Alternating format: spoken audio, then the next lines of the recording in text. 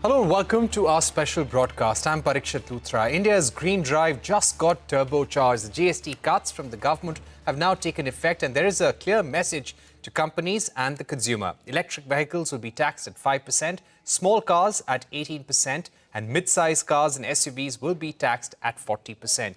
There is no special tax rate for hybrid vehicles. They will be taxed alongside ICE and alternate fuel vehicles, either at 18% or at 40%. The 5% rate will only be for EVs.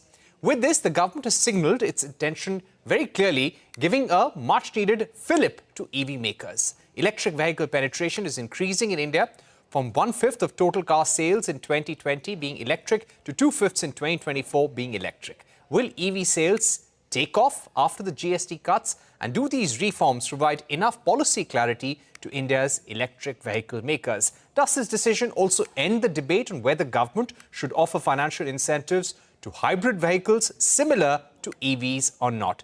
To take this discussion forward, we're now joined by Chetan Maini, co-founder and chairman at Sun Mobility. Mr. Maini, thank you very much for joining us on the program. Let me begin by asking you, do you think this GST reduction somehow puts the lid on the discussions, the debate within the industry on whether government should only be giving financial incentives for electric mobility, or should hybrids also get similar incentives? You know, as a country that's growing the way we are, reduction in emissions is important, but elimination of emissions and reduction of our complete elimination of fossil fuels is much more critical. So I think government's message is very clear that in electrics it achieves both. So we actually keep that at 5%, and all of the vehicle platforms, fill at 18 to 40. That itself is a big drop. A lot of smaller vehicles are at 18, and so there's a big change of 10% for the industry. And I think that'll boom. That'll really give a good boom to the entire community. But at the same time, the intentions are very clear that electrics are most beneficial and therefore should have that continued differentiation of 5%. Right. What I would also like to ask you is that with this current tax rate, do you feel that it will be financially attractive for a customer to buy a small EV compared to an ICE vehicle or a hybrid vehicle? Well, actually, the differential is reduced by 10%, right? So I think in the short term, there will be, the higher level of sales probably of ICE engine vehicles and hybrid vehicles than there would be of electric. I think electric will continue to grow, but the overall market size will also grow with the GST reform. So it won't have a negative impact, but probably from a market share point of view, in the short term, electrics may not have that sort of growth rate that it's seen in the last, 24 months. Right. But do you feel that more policy clarity is needed? Especially you've got state governments who are incentivizing hybrid vehicles on similar lines as they do for electric vehicles. The centre is very clear that when it comes to financial push, we will support only electric. Rest of the technologies, we are technology agnostic, but the tax rate and the policy framework for them remains the same. I think the central government has taken the right decision. It's the right way to move forward. And, hopefully over a period of time, the states follow that construct as we looked at, and that would keep more uniformity across the country on policy front of it. However, as you mentioned, there is a bit of a, challenge around on the GST implementation, right? Now that regular vehicles have come to 18%, I mean, one of the key issues is that, batteries continue to be taxed at 18% in the country, right? Which means that the working capital that's stuck up is pretty large for a regular automotive company. When you think of businesses like battery swapping, then that is 18% additional capital actually you need to put in. So in a way, that's really impacting the industry a lot. And I think coupled with that is a person who's probably using a swapping or charging service is today charged at 18%. Now that's similar to an ICE vehicle when really everything else is at 5%. So this anomaly and inverted duty structure related to batteries coming in, which need to move from 18 to 5, can give that boost to electric mobility. And charging and services of charging and swapping coming back to 5% will also give the necessary boost today we need in the country. Great policies coming out related to infra, But if infra is being put in and it's being taxed at 18%, the same as ICE, that's going to deter consumer adoption. So I think it's in the right direction. This inverted structure needs to be fixed, but. That's an important point. So could you give us a sense of how the GST changes impact battery as a service, such as what Sun Mobility is offering? How does it affect battery swapping as a service? And also the prices of batteries. If one goes to purchase an electric battery in the market, what are the changes with regard to the GST rate? So if you purchase a battery or sell a battery, it's 18%. But when it goes into the vehicle is at 5%. And so there's an inverted duty structure, which, an OEM may get refund, and it takes some time. So the capital is stuck up, right? But eventually it's at 5%. But if you're in a battery swapping business or battery service business, then the battery is separate from the vehicle, which means the tax remains at 18%, right? And this sort of causes a huge challenge where you're stuck up with 13% more investment on this front. So that is the big thing on battery as a service. Then when the customer goes to get a swap, they'll pay 18%. So they pay, 40 to 50 rupees for a swap, they would pay 18% extra, but typically at a vehicle level, that's 5. So we have 13% extra taxation for a consumer who's really a gig worker or, someone who's doing deliveries or taking people around. And that's not the community today. We need to encourage this electric mobility and not have this huge challenge around there. So it's become one final question. Sure. Right. One final question, if I may put to you, and that would be about increasing EV sales. If we have to meet our electric vehicle goals, achieve 30% electrification by 2030, what more do we need to do? What are the areas where we need to speed up things? So I would say keep 4 areas. One, we talked about the GST, very critical to keep that normal. I think second is we need to get more financing available and easier. That's still a challenge for consumers who want to ship, where financing still continues to be an issue. The third is infrastructure that has to come in at speed that allows consumers to feel, yes, I'm not going to be stranded, be it swapping or charging. Right. And government's new policy that's come out as part of the PM overall level of putting in infra, hopefully fructifies in the next few weeks. And then this sort of helps that area that we look at. And the last is that the PLI that exists today, can it be extended to a wider group, more OEMs and tier 1s, so that this cost benefit can come down to the end customer and can further accelerate research and development and manufacturing in the country. All right.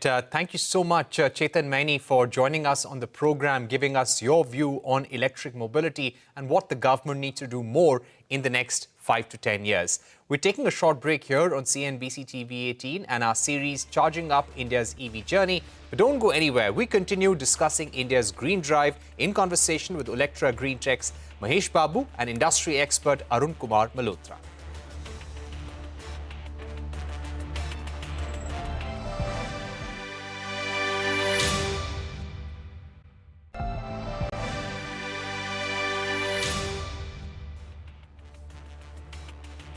Welcome back. We're discussing India's EV roadmap, and to take this discussion forward, we're now joined by Mahesh Babu, Managing Director at Olectra Greentech, and Arun Malhotra, auto industry expert. Gentlemen, thank you very much for joining us on the show. Mahesh Babu, if I can come to you first. When we look at the electric vehicle versus hybrid debate, the financial incentives have been for EVs. Yes, some states are also giving financial incentives on hybrids, but the central policy has now become clear with the GST reform. Having said that, if you just look at the August numbers, and I'm looking at retail data from the Federation of Automobile Dealers, if you look at passenger cars, there the percentage of electric car sales was 4.7% in July, 5.3% in August. Hybrids was 8% in July and 8.13% in August. Commercial vehicles, if you look at August sales, EVs were at 2%, hybrids were at 0.04%. So it seems that there is still a demand for hybrid vehicles. Do you feel that this demand will continue irrespective of the fact that there are no special financial incentives for hybrids? First of all, due to this GST change, nothing has much impacted EV. EV is still at 5%, which was continued to be at 5%. But one benefit we got is because input credit for us was at 28 and 18%, that has come down to much lower, and that's actually helping our working capital going forward. If you look at government, as rightly said, there is a push for EV from the central government, state governments, everything. But we'll have to look at many technologies are going to be in the market. There is going to be hybrid, there is going to be hydrogen, there is going to be CNG, LNG, and other things. I think India's mobility requirements are so high. It's very difficult to discount any technology at this stage right now. But major growth is going to come from EV, which we have seen in various sectors, two-wheelers, cars, commercial vehicles, and many more, three-wheelers and others we have seen. So I would say that EV adoption and the rate of growth of CAGR, what we have been seeing, is not derailed due to any GST. In fact, it helped the working capital to many of the EV companies due to input credit available and cash flow better than that. And while we'll have to watch about other technologies, I think EV has a good future still on terms of growth rate. Right. Let me take that question also to Arun Malhotra. Mr. Malhotra, what do you feel will be the adoption going forward?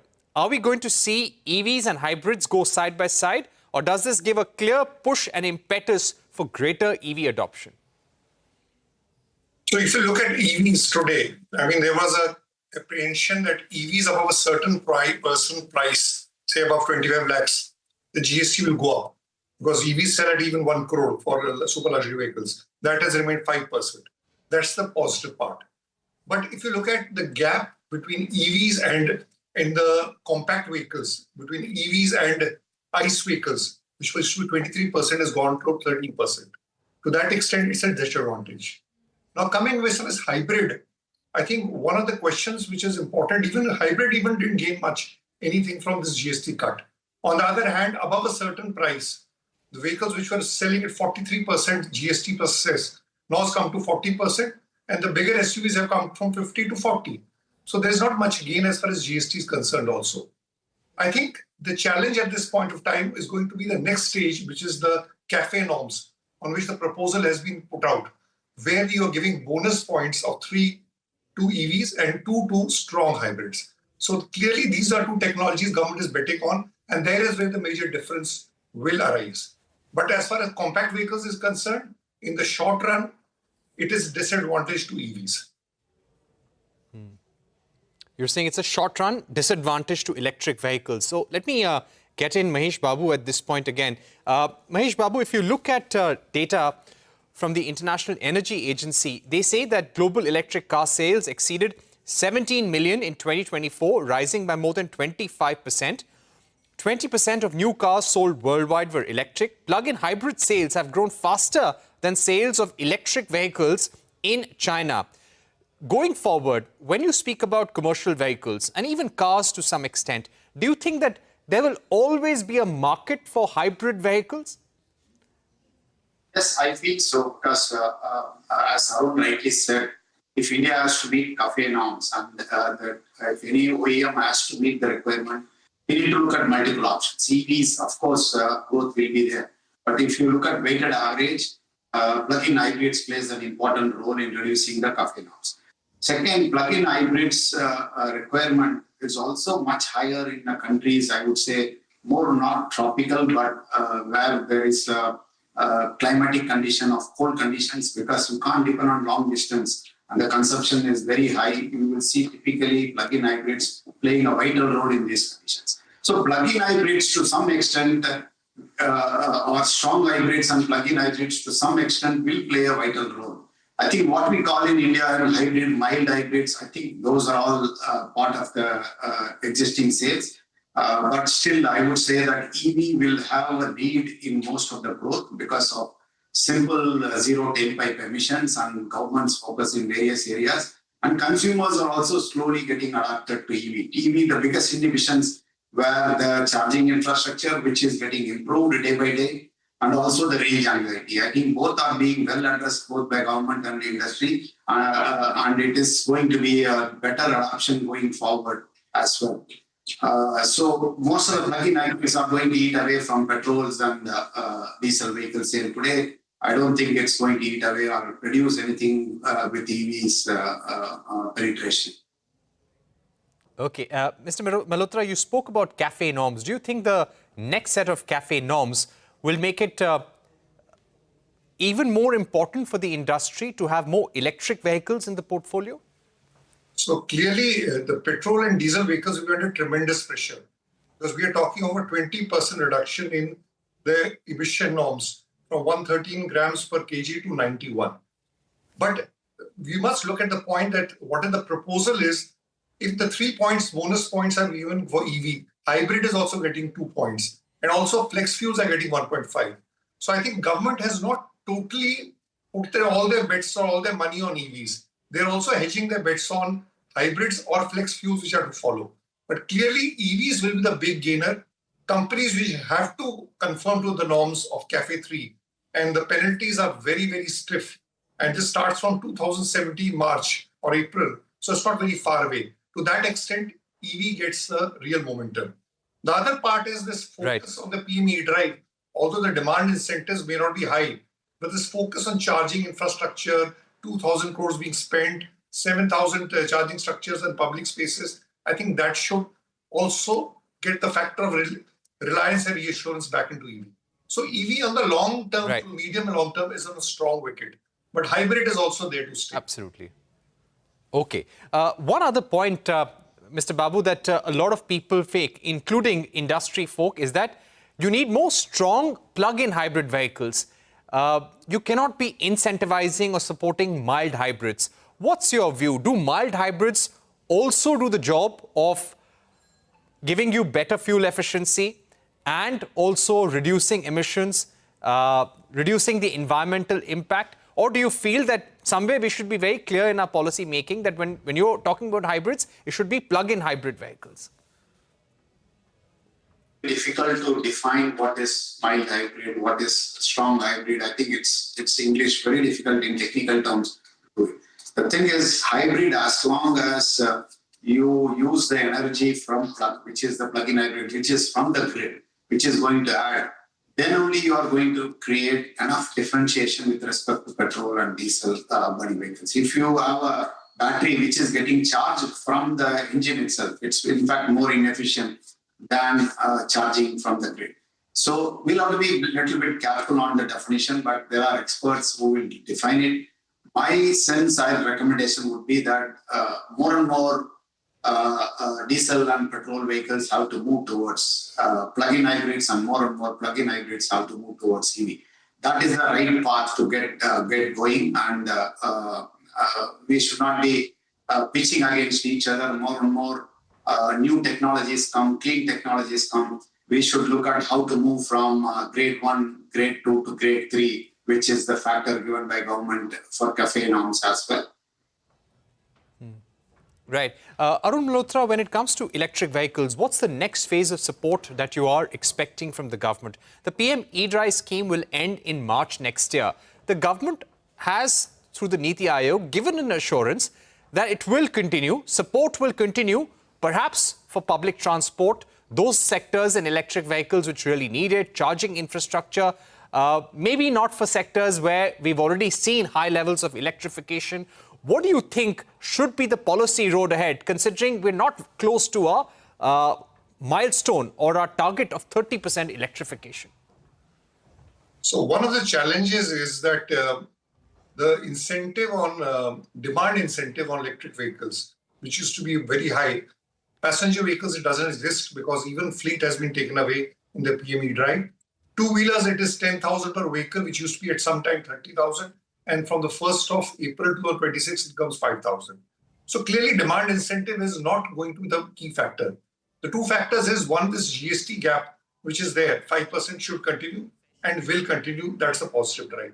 The second is in the CAFE norms, which are just around the corner. This strong disincentive for petrol and diesel to meet the norms will give a fillip to electric vehicles.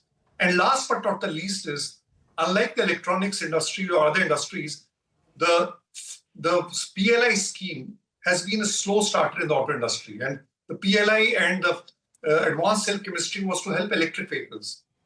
There's a lot of noise, there's a lot of action happening, but if you look at the disbursals, against the 25,000 crore budget, only 3% has been disbursed. To that extent, that is going to be the bigger point, creating infrastructure, creating components that we are not dependent on markets, which reduces prices, and then move to the CAFE norm. So these two are going to be the strongest combination for driving electric vehicle. Demand incentive, I don't think is part of it. And the second last part is the charging infrastructure, which government is giving a lot of emphasis.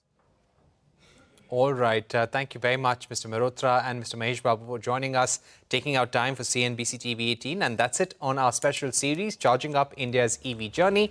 More on the program later. Thank you for watching. Goodbye.